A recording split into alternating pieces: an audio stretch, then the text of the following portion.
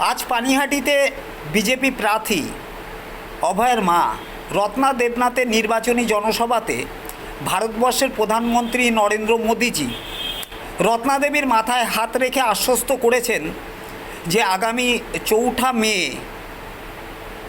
নির্বাচনের ফল ঘোষণার পরে ফাইল খোলা হবে, সমস্ত ফাইলগুলো খোলা হবে এবং ফাইল খোলার পরেই তিনি পরোক্ষভাবে বলতে চেয়েছেন যে অভয়ার নির্মম হত্যাকাণ্ডের আসল দোষীরা ধরা পড়বে এবং তাদেরকে সাজা দেওয়া সম্ভব হবে। তা এটা শোনার পরে আমার কিছু প্রশ্ন জেগেছে। প্রথমত, আমার যতদূর মনে পড়ে যে অভয়ের মৃত্যুর পরে অভয়ের এই নির্মম হত্যাকাণ্ডের তদন্তভার ছিল সিবিআইয়ের উপরে।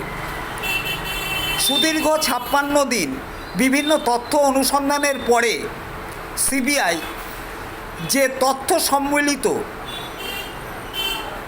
যে রিপোর্ট জমা করেছিল আদালতের কাছে, বিচারপতি মাননীয় বিচারপতি সমস্ত কিছু পর্যবেক্ষণ করার পরে তিনি সঞ্জয় রায়কে এই নির্মম হত্যাকাণ্ডের অপরাধী হিসেবে শনাক্ত করেছিলেন এবং তিনি তার সাজাও ঘোষণা করেছিলেন।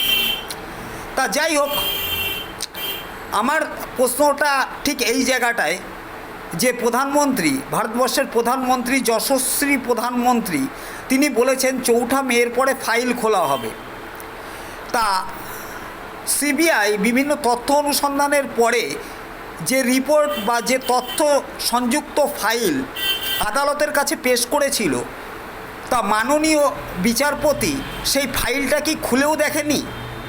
ওই বদ্ধ ফাইলের উপরের মলাটটা দেখে তিনি কি তার সুচিন্তিত মতামত বা পর্যবেক্ষণ অনুসারে দোষী সাব্যস্ত করেছিলেন সঞ্জয় রায়কে এবং সাজা প্রদান করেছিলেন? আজ নরেন্দ্র মোদীর এই বক্তব্য আদালত এবং আইন ব্যবস্থা এবং সেই সাথে বিচারপতির উপরে কি প্রশ্নচিহ্ন তুলে ধরেনি? এটাই আমার প্রশ্ন। আমার দ্বিতীয় প্রশ্ন, নিরপেক্ষ তদন্ত সংস্থা সিবিআই সমস্ত তদন্ত কার্য সম্পাদন করেছিল, বিভিন্ন তথ্য অনুসন্ধান করেছিল এবং সেই মতো রিপোর্ট পেশ করেছিল। ভারতবর্ষের এই নিরপেক্ষ তদন্ত সংস্থা সিবিআই এটা নিষ্কর্মা অকর্মণ্য একটা তদন্ত সংস্থা, এটা কি বোঝাতে চাইলেন মাননীয় মোদিজি? সিবিআইয়ের উপরে কি মোদিজি তার প্রশ্নচিহ্নটা তুলে ধরলেন না? সিবিআইয়ের অকর্মণ্যতা কি তিনি প্রমাণ করতে চাইলেন? এবার আসি তৃতীয় প্রশ্নে। আজকে প্রধানমন্ত্রী যে ফাইলটা খোলার কথা বললেন বা যেসব ফাইল খোলার কথা বলে আশ্বস্ত করলেন অভয়ের মাকে, সেই ফাইলগুলো কার কাছে আছে? মোদিজির কাছে, স্বরাষ্ট্রমন্ত্রী অমিত শাহের কাছে, না অভয়ের মায়ের কাছে? কার কাছে? সেই ফাইল খুললেই যদি আসল অপরাধীদের সন্ধান পাওয়া যায়, তাদেরকে সাজা দেওয়া যায়, তাহলে এই ফাইলটা এখনও মুখ বন্ধ অবস্থায় পড়ে আছে কেন? সেই ফাইলটা কেন এতদিন খোলা হয়নি? কেন 4 মের পরে এই ফাইলটা খোলা হবে? তাহলে কি 4 মেতে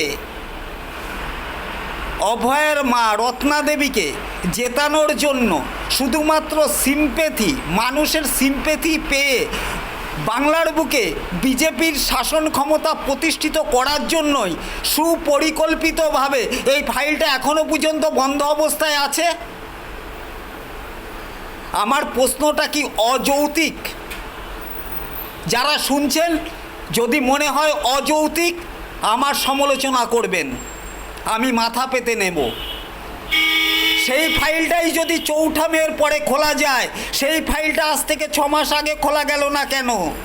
সেই ফাইলটা এখনও খোলা যাচ্ছে না কেন? ফাইলটা কার কাছে?